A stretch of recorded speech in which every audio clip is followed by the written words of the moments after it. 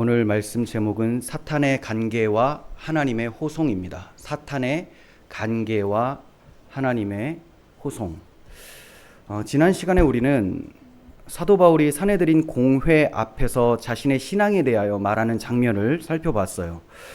바울은 양심에 따라 하나님을 섬겼다고 말하면서 자신이 부활 소망 때문에 이렇게 고소당했다라고 말을 했습니다. 그는 의도적으로 복음을 전하기 위해서 서로 교리가 다른 사두개파와 또 바리새인의 그 교리적 틈을 이용을 한 겁니다. 그 결과 심각한 혼란이 벌어졌어요. 천부장은 바울이 찢겨질까 염려가 되어서 군인들에게 명하여 그를 다시 안토니아 요새 군인들의 처소로 이제 옮겨가라고 얘기를 했습니다. 그래서 바울은 그렇게 또 한 번 가까스로 이제 위기를 모면하게 됩니다. 하지만 그날 밤 요새 감옥에 있는 바울에게 주님이 찾아오셨어요. 주님께서 바울 곁에 서서 직접 말씀하시기를 담대하라. 네가 예루살렘에서 나의 일, 즉 복음이죠. 복음을 증언한 것처럼 로마에서도 증언해야 하리라 라고 말씀을 하셨습니다. 이 말씀은 바울에게 큰 위로와 담대함을 주었고 앞으로 나아가야 될 방향이 로마라는 것을 확신하게 만들어 주었습니다. 자, 그리고 그 바로 다음 날 이 주님이 말씀하신 바가 이제 실제적으로 어떻게 이루어지는지를 이제 보여주는 사건이 오늘 본문입니다. 예상하지 못했던 암살 음모가 있게 되고 바울의 조카가 등장을 하게 되고 천부장이 지시를 해서 가이사랴로 호송하게 되는 이 모든 일이 우연처럼 보이지만 사실 하나님의 손 아래에서 벌어지고 있었던 하나님의 섭리였습니다. 이제 우리는 하나님의 주권 아래 복음이 어떻게 다음 단계로 진전을 하는지에 대해서 살펴보고자 합니다. 12절 13절을 보겠습니다. 날이 샘에 유대인들이 당을 지어 맹세하되 바울을 죽이기 전에 먹지도 않고 마시지도 않겠다 하고 이같이 동맹한 자가 40여 명이더라. 하나님께서 바울에게 로마에서도 복음을 전하게 하겠다라고 약속을 하신 그 바로 다음 날 유대인들의 무리들이 모여서 바울을 죽이려고 하는 음모를 꾸몄습니다. 그들은 바울을 죽이지 못하면 굶어 죽겠다고 얘기를 했어요. 맹세까지 했습니다. 40여 명의 사람들이 함께 죽이려는 맹세를 하고 동맹을 맺었으니 얼마나 살기 등등했겠습니까? 그러니까 이러한 모습 속에서 바울을 제거하려고 하는 의지가 너무 강하다라는 것을 우리는 볼 수가 있죠. 우리는 누군가 단 한 사람이 나를 좀 미워하고 시기 질투만 해도 잠을 잘 자지 못합니다. 일이 손에 잡히지 않습니다. 하물며 나를 죽이겠다고 하는 사람이 한 명도 아니고 40명이 넘는 사람들이 단식까지 맹세한 상황이에요. 자, 이 정도가 되면 삶의 모든 기쁨과 평안이 송두리째 흔들릴 수밖에 없는 굉장히 위기의 때라고 할 수가 있습니다. 그러나 주님께서 이사야를 통해서 우리에게 확신의 말씀을 주셨습니다. 이사야 43장 13절을 보시면 과연 태초로부터 나는 그이니 내 손에서 건질 자가 없도다. 내가 행하리니 누가 막으리요? 라고 말씀을 하셨어요. 태초로부터 나는 그다. 나는 그다라는 말, 이것은 나는 하나님이다라는 말씀입니다. 나는 하나님이니 내 손에서 건질 자가 없다. 하나님 손에 붙들린 사람을 그 어떠한 자도 뺏어갈 수 없다라는 것을 말을 하고 있는 거죠. 내가 행하리니 누가 막겠느냐? 그렇습니다. 하나님 손에 붙들린 인생은 결코 멸망하지 않고 사탄의 간계도 그를 무너뜨릴 수가 없습니다. 오늘날 성도들을 향한 세상의 대적감은 점점 노골적이 되어가고 있어요. 무신론적 교육 제도와 비성경적인 문화와 또 세속의 권력의 압박이 교회를 정조준하고 있습니다. 이러한 현실을 생각할 때 불안해할 수 있고 두려움이 찾아올 수 있어요. 하지만 교부 어거스틴은 이렇게 말을 합니다. 슬픔이 우리로 하여금 눈물을 흘리게 한다면 하나님의 약속에 대한 믿음은 우리의 그 눈물을 다 마르게 한다. 바울은 이 믿음으로 담대했습니다. 이미 전날 밤에 주님으로부터 확실한 약속을 받았죠. 담대하라. 네가 예루살렘에서 내 복음을 증거했던 것처럼 로마에서도 그렇게 하게 될 것이다 라고 약속을 받았어요. 그리고 바울은 그 약속을 믿었습니다. 믿었기 때문에 그 어떠한 위협과 음모를 이길 수 있는 담대함을 가지게 되었습니다. 그래서 바울은 이후 자신에 대한 살해 음모를 알게 되지만 전혀 두려워하거나 근심했다라는 표현이 나오고 있지 않아요. 믿음은 현실의 공포를 이기게 하는 하나님의 능력입니다. 혹시 우리 중에 극심한 외로움 속에 계신 분 또는 좌절과 낙심 속에 계신 분이 있습니까? 그렇다면 기억하시길 바랍니다. 그날 밤에 바울을 찾아와 주셔서 그 곁에 서서 담대하라고 위로해 주시고 사명을 주셨던 그 하나님은 지금 오늘 우리의 하나님이 되신다라는 것을 믿으시기를 바랍니다. 그분은 지금 이 자리에도 계시고 여러분들이 처한 그 삶의 현장에도 계세요. 그곳이 병실이라도 그와 함께 계시고 또 그 직장의 불편한 관계 속에서도 하나님 함께 계십니다. 혼자 일하는 고된 주방에서도 우리 하나님은 함께 계십니다. 예수님께서 승천하시기 전에 말씀하셨습니다. 볼지어다 내가 세상 끝날까지 너희와 항상 함께 있으리라. 예수님은 단지 제자들을 격려하시기 위해서 마지막 말씀으로 이런 말씀을 주신 게 아닙니다. 당연히 격려가 되는데 그것이 사실이 아니라면 어떻게 우리에게 격려가 위로가 되겠습니까? 예수님은 약속을 하고 승천하신 겁니다. 약속. 하나님의 언약은 절대 변하지 않습니다. 그러므로 두려워하지 마십시오. 하나님은 우리 홀로 두지 않으세요. 지금 이곳에도 계시지만 더 깊은 곳, 여러분들의 마음, 여러분들의 영혼에 함께 계신다라고 약속을 해주셨습니다. 내 안에 계신 주님과 늘 기도하시면서 담대하게 그렇게 주님의 백성으로 살아가시기를 바랍니다. 이 40여 명의 암살단이 이제 자신들의 광신적인 맹세를 종교 지도자들에게 가서 전달을 해요. 그들은 바울을 소환하자는 명목으로 공회를 움직이고 있습니다. 그리고 바울이 이동하는 중에 매복했다가 암살하려는 계획을 세웠다고 얘기를 해요. 자신들의 음모에 종교 지도자들의 모임인 사내들인 공회까지 끌어들이는 걸 보면 이들의 어떤 모습이 살인과 거짓의 영, 즉 종교적 탐심의 탈을 쓴 이런 사탄적인 모습이라는 것을 우리는 보게 됩니다.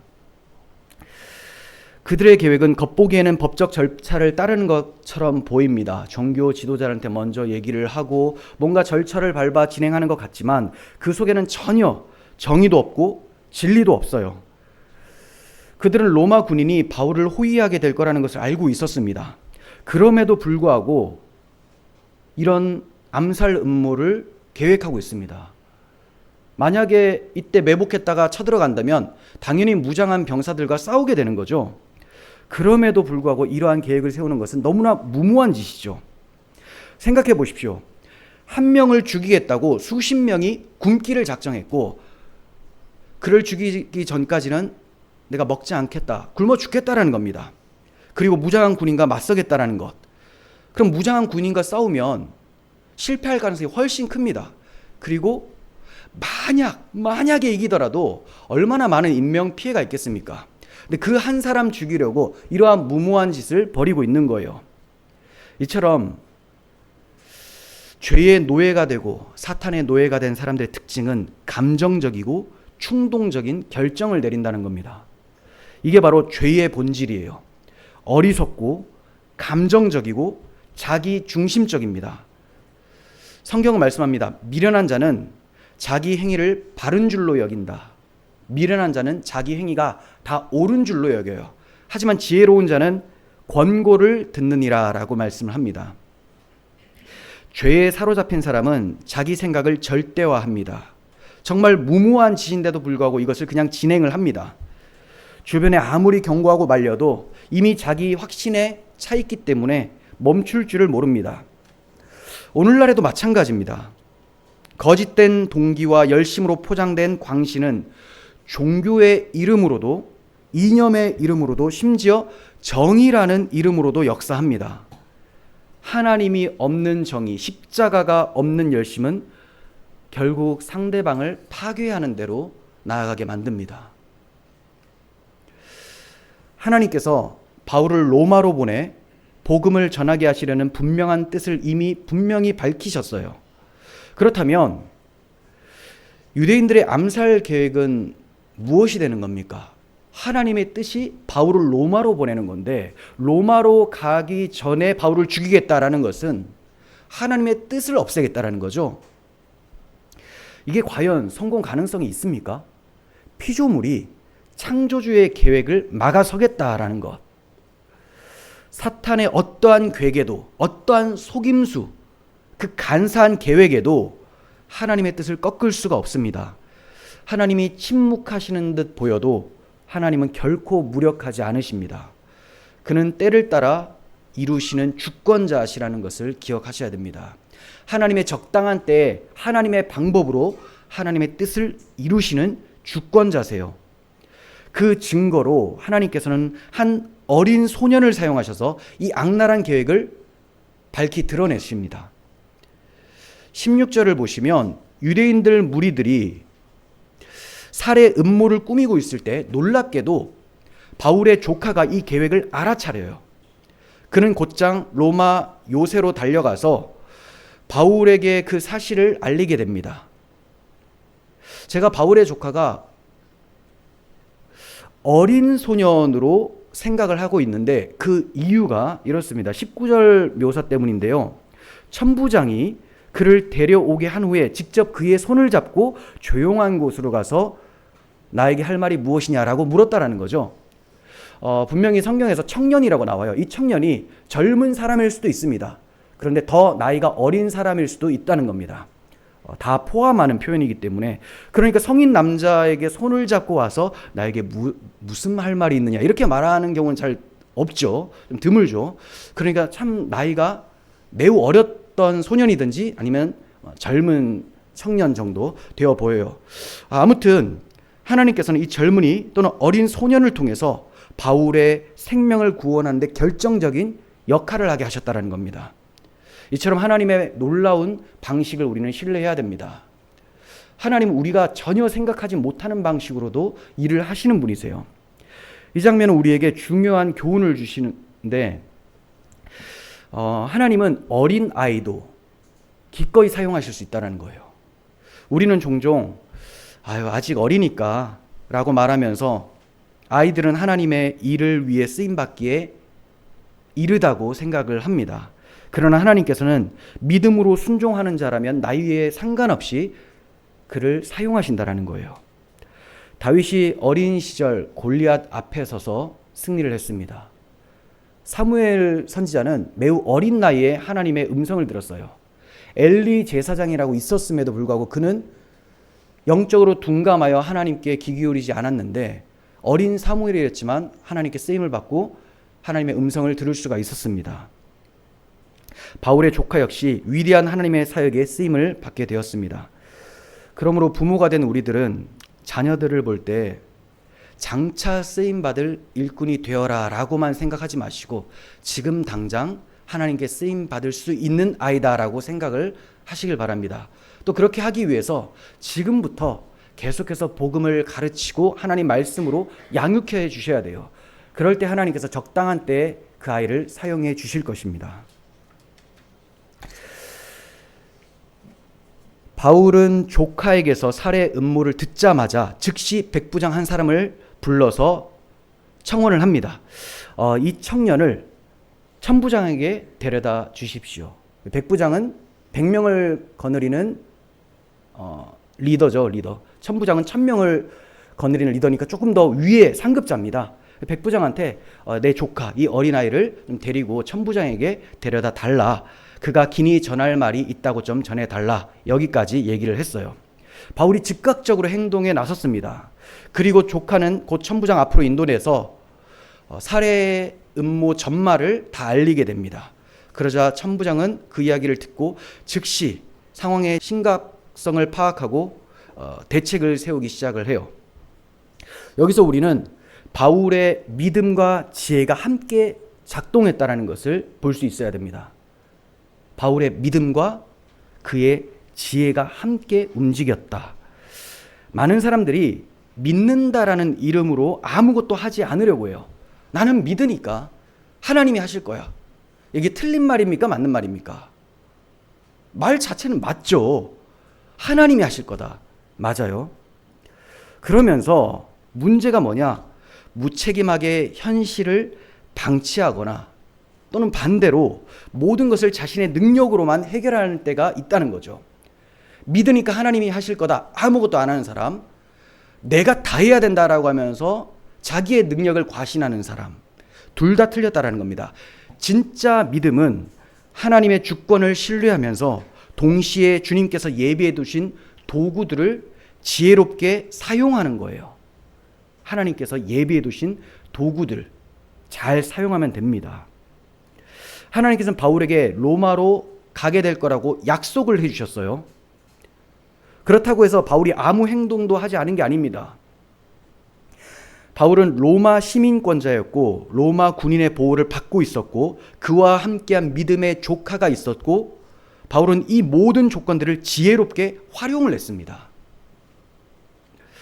믿음은 기적을 기다리는 수동성이 아니라 하나님의 섭리를 따라 움직이는 적극적인 지혜인 거예요. 오늘날 우리에게도 마찬가지입니다. 우리가 기도로 하나님께 맡기는 것은 반드시 필요합니다. 성도는 기도하는 사람이죠. 기도한다는 것은 내가 아니라 주님이 하실 것을 믿는다라는 신앙 행위예요. 믿음이 있는 사람은 하나님께 맡깁니다. 동시에 우리가 감당해야 될 역할이 있다는 것을 알아야 합니다. 가정에서, 직장에서, 교회에서 하나님이 우리에게 주신 조건들을 어떻게 사용하는지 또 얼마나 성실히 준비하고 움직이는지가 믿음의 표현인 것입니다. 바울은 로마 시민권을 하나님이 주신 권리로 생각을 하고 사용을 했습니다. 자, 우리가 대한민국 국민이죠. 그러니까 투표권이 있죠. 투표를 하는 거예요. 그런데 나는 천국 시민권자고 하나님이 역사를 움직이실 거니까 나는 그런 거 신경 안 써. 이런 것이 바로 하나님이 주신 기회들, 하나님 주신 요소들을 배제하는 어리석은 믿음이 된다는 거죠. 감옥에 갇혀 있는 상황에서 바울이 군사 조직 체계를 잘 이해하고 백부장을 통해서 천부장에게 가게 했습니다. 곧바로 나 천부장에게 보내달라면 안 먹혀요. 하지만 그는 이 시스템을 알고 있었습니다. 그리고 무엇보다 하나님의 섭리 가운데 들어온 정보를 무시하지 않았어요. 조카를 통해서 들어온 정보를 저 어린 놈이 뭔 소리야 이렇게 하지도 않고 하나님이 하실 거다 가만히 있지도 않고 즉시 활용을 했습니다. 이러한 균형 잡힌 믿음과 행동은 우리 신앙의 귀감이 되는 거예요. 하나님 우리가 단지 기다리기만 하는 사람으로 남기를 원하지 않으십니다. 주님의 뜻을 신뢰하되 그 뜻을 이루기 위해서 오늘 우리에게 주어진 시간, 물질, 환경, 사람 이 모든 조건들을 믿음 안에서 잘 활용할 수 있기를 바랍니다. 천부장에게 간 바울의 조카가 유대인들의 음모를 구체적으로 설명을 해요. 20절에서 21절인데 제가 말씀을 드리겠습니다.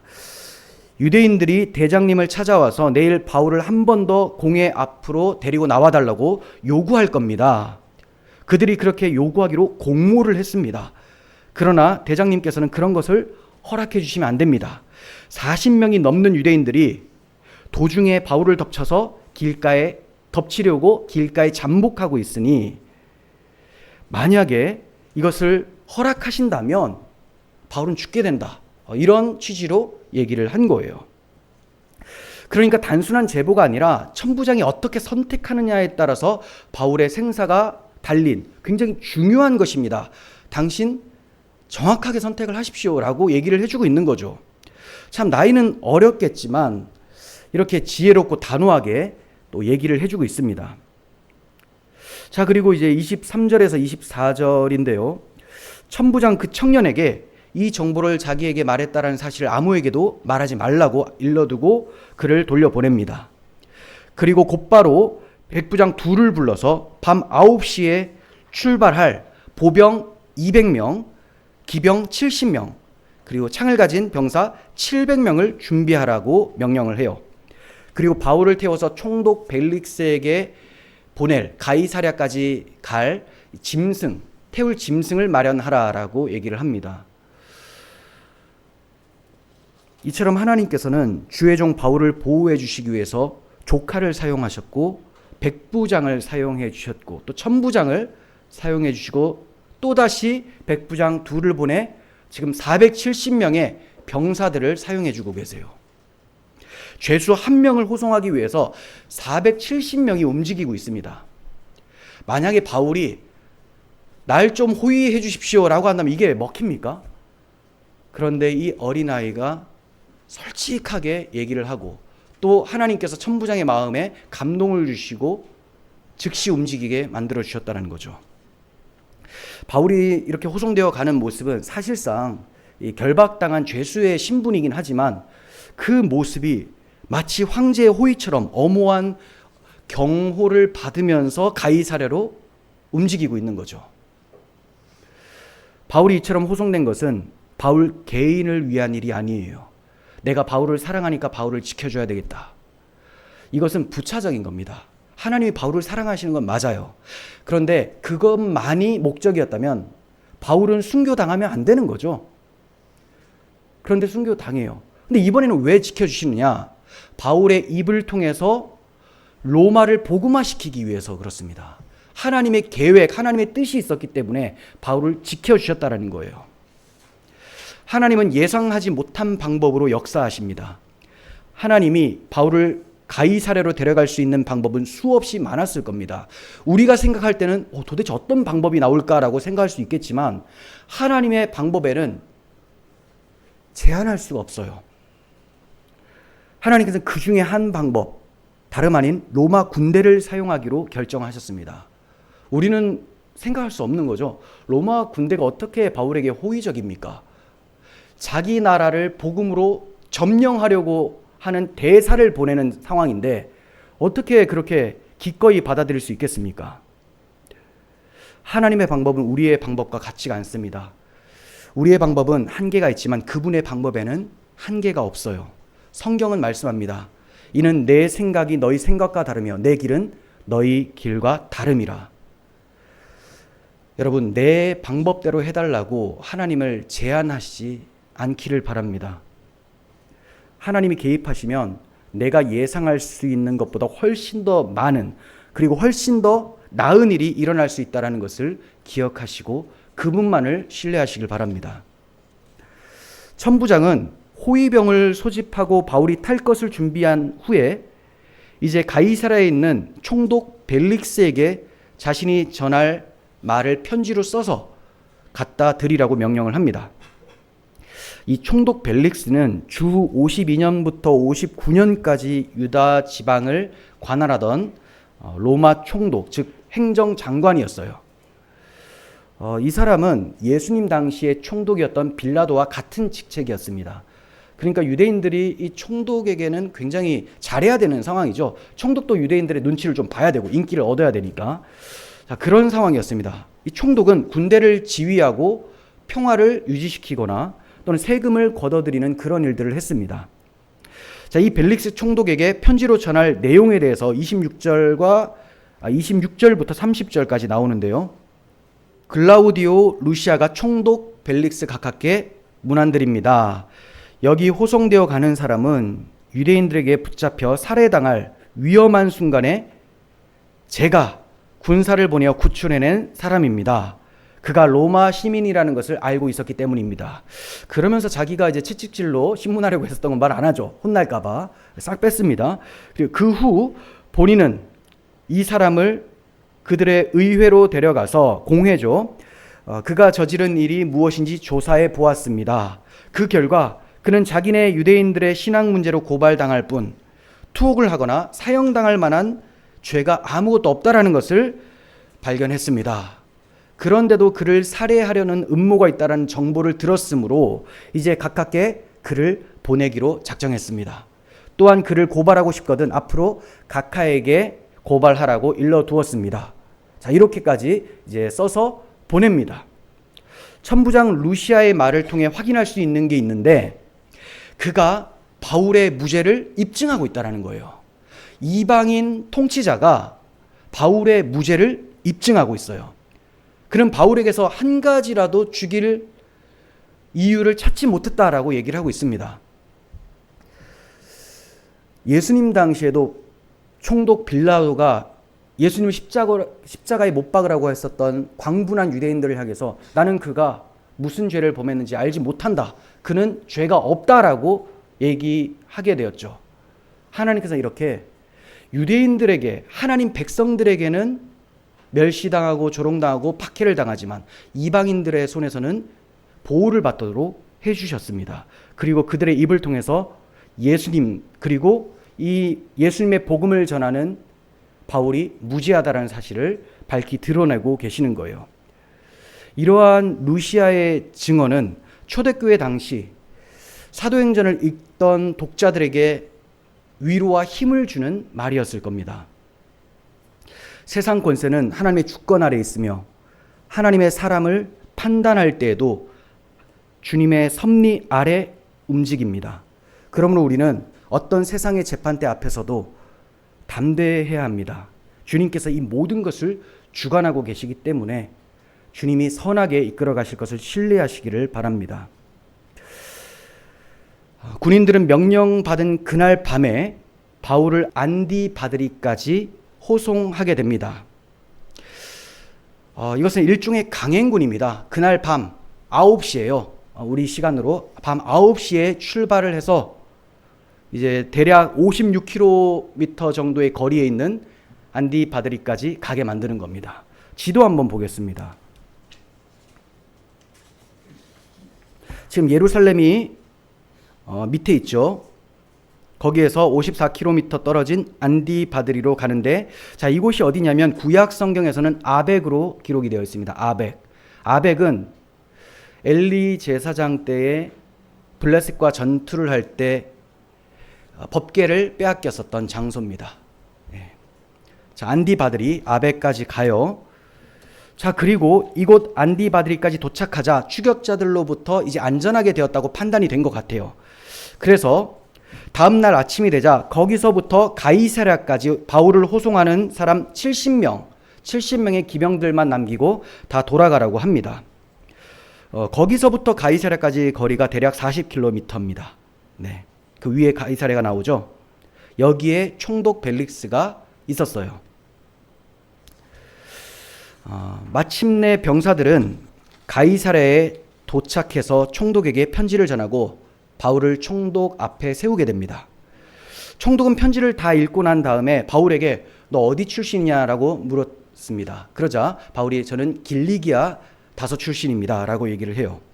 그러자 총독은 당신을 고소하는 사람들이 온 후에 자세히 조사해 보겠다라고 하고는 신하들에게 헤롯 왕 관저에 있는 감옥에 그를 감금해 두라고 명령을 내립니다. 이 역사가 타키투스라는 사람은 벨릭스에 대해서 이렇게 묘사를 해요. 그는 노예 근성을 가진 자로서 왕의 권세를 행사했다. 사실 그의 출신이 굉장히 좀 비천한 출신이었거든요. 근데 어떻게 기회가 잘 맞아서 권력을 갖게 되었습니다.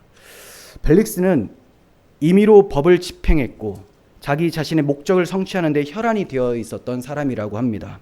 그가 재임하던 시기에 유대인의 혁명이 끊임없이 일어났었다고 해요.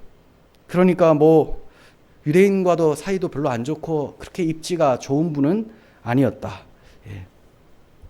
마침내 바울이 그 지역을 다스리는 벨릭스를 포함한 통치자들 앞에 증거할 수 있는 무대가 마련되었습니다. 지금은 벨릭스 앞에 서게 되었지만 그 이후에 24, 25, 26장을 보면 그 뒤에 베스도 그리고 아그리파 왕 앞에서까지 복음을 증거하게 되는 거예요. 그러니까 이러한 무대를 누가 만들어 주셨냐? 하나님께서 하셨다라는 거죠. 이걸 인간의 눈으로 보면 굉장히 불쌍하고 비참해 보여요. 자기 동족이 그렇게 자기를 죽이려고 하고 자기는 또 호송이 되어서 또 감옥에 갇히게 되는. 근데 하나님께서는 오히려 암살자들의 손을 피해서 보호하도록 하시고 가이사랴에서 많은 통치자들 앞에 복음을 증거할 수 있는 무대를 마련해 주셨다라는 겁니다. 이제 바울은 하나님께서 그토록 보내고자 하셨던 로마로 보내기 직전에 또 하나의 전초전을 하게 되는 거예요. 복음으로 그들의 마음을 무너뜨리고 또 하나님의 왕국이 들어가도록 하는 그런 복음 사역을 이제 시작하게 됩니다. 자, 이렇게 가이사랴까지 와서 복음을 전하는 무대가 마련되었는데 이것이 바울의 파송 교회였던 안디옥 교회에서 재정을 후원한 것도 아니고 또 바울이 자기가 장막 짓는 사람이었지 않습니까? 그런 자비량으로 이런 자금을 마련한 것도 아니었습니다. 누구를 통해서? 로마 정부의 지원을 받아서 여기까지 오게 된 거예요. 이처럼 복음은 신실한 종 바울을 통해서 나타나긴 하지만 하나님의 확실한 주권적 손길 안에서 움직이기 시작된 겁니다. 복음은 결코 막히지 않습니다. 감옥 안에서도, 군인의 호위 속에서도, 총독 앞에서도 하나님의 말씀은 묶이지 않았습니다. 하나님은 지금 주의 종들을 들어서 하나님의 때에 하나님의 방식으로 복음을 전파하고 계세요. 바울 때도 그렇고 지금도 그렇습니다. 여러분들이 계신 그곳에서 여러분들의 입을 열고 여러분들의 삶을 통해서 복음을 증거하고 계십니다. 우리가 바울처럼 하나님의 일에 참여할 때 바울이 경험했던 것과 같은 신령한 유익들을 기대할 수 있습니다. 어떤 것들이 있었습니까? 첫 번째, 하나님의 임재를 기대할 수 있습니다. 우리가 그분의 일을 하고 있을 때 바울에게 하셨던 것처럼 하나님은 우리 곁에 서 계실 거예요. 두려운 상황 속에서도 외로운 자리에 있을지라도 주님은 결코 우리를 홀로 두지 않으십니다. 내가 너를 떠나지 아니하며 버리지 아니하노라 라고 말씀을 해주셨습니다. 이 약속은 오늘 우리에게도 유효한 거예요. 두 번째, 하나님의 보호하심을 기대할 수 있습니다. 하나님은 복음을 위해 헌신하는 자녀들을 지켜주십니다. 40여 명이 결탁한 살해 음모 속에서도 하나님은 조카를 통해서 그 계획을 드러내셨고 수백 명의 호의를 받아서 바울을 안전하게 이동시키도록 해주셨어요. 하나님은 우리가 맡은 사명이 다하기까지 그리고 우리가 하나님 부르시는 본향에 나아가기까지 우리를 지켜주십니다. 시편은 이렇게 말씀합니다. 여호와는 너를 지키시는 이시라. 너희의 출입을 지금부터 영원까지 지키시리로다. 여호와는 우리를 지켜주시는 분. 자기가 자기 자신을 지키려고 할 때는 여호와의 도움이 필요 없다고 생각하기 때문에 여호와께서 개입하지 않을 수가 있어요. 하지만 나는 할 수 없습니다. 주님 도와주십시오. 날마다 주님께 간구하고 주님의 보호를 기대하는 사람, 그 사람은 주님께서 출입을 지켜주신다라고 말씀하고 계십니다. 세 번째 우리가 기대할 수 있는 것은 하나님의 무대입니다. 하나님의 무대. 하나님은 복음을 위해 새로운 기회의 문들을 열어주십니다. 비록 감옥에 갇힌 신분이었지만 바울은 로마 총독 앞에 서게 되었고 곧 왕과 황제 앞에서 복음을 증거하게 될 거예요. 내 상황이 아무리 제한돼 보여도 하나님은 그 상황을 무대로 삼아서 복음을 전하게 해주실 수 있는 분이십니다. 하나님을 사랑하는 자, 곧 그의 뜻대로 부르심을 입은 자들에게는 모든 것이 합력하여 선을 이루느니라 라고 바울 사도는 말씀을 했습니다. 하나님을 사랑하는 자, 그에게는 모든 것이 합력하여 선을 이루게 된다. 아무에게나가 아닙니다. 주님의 사랑을 입고 주님을 사랑한다고 고백하며 주를 위해 살아가기를 결단하는 그 사람, 하나님께서 합력하여 선을 이루도록 해주십니다. 그래서 바울이 감옥에 있다가 이제 이 통치자들 앞에서도 복음을 전할 수 있는 무대에 서게 된 거죠. 그러므로 낙심하지 마십시오. 바울을 인도하셨던 하나님이 지금 동일하게 우리와 함께 하시고 역사하십니다. 그분의 손을 신뢰하시면서 담대히 복음의 길을 걸어가시길 바랍니다. 하나님께서 여러분들에게 주신 이 복음의 은혜는 하나님이 아들까지 십자가에 내어주시면서 우리를 구원하신 그 은혜는 우리를 끝까지 지켜주시는 하나님의 능력으로 나타납니다. 이 하나님의 약속을 의지하면서 주님의 자녀로 그렇게 살아가시기를 바랍니다. 기도하겠습니다. 하나님 아버지, 우리 주 예수 그리스도의 복음을 통하여 우리를 구원해 주신 것이 너무나 감사한데 이제 저희를 이 마른 막대기와 같이 쓸모없는 저희를 하나님의 도구로 사용해 주시니 얼마나 감사한지 모릅니다. 하나님, 우리 인생이 주님 손에 붙잡혀 있을 때에 가장 안전하고 가장 가치 있다라는 것을 잊지 않게 하시고, 날마다 우리 인생을 하나님께 의탁한다는 고백을 하게 하시고, 하나님이 이끄시는 곳이라면 어디든지 두려워하지 않고 담대하게 순종하며 걸어가게 하여 주시옵소서. 모든 상황을 다 사용하셔서 가장 좋은 길로 이끌어 주실 하나님을 신뢰합니다. 우리 구주 예수 그리스도의 이름으로 기도합니다. 아멘.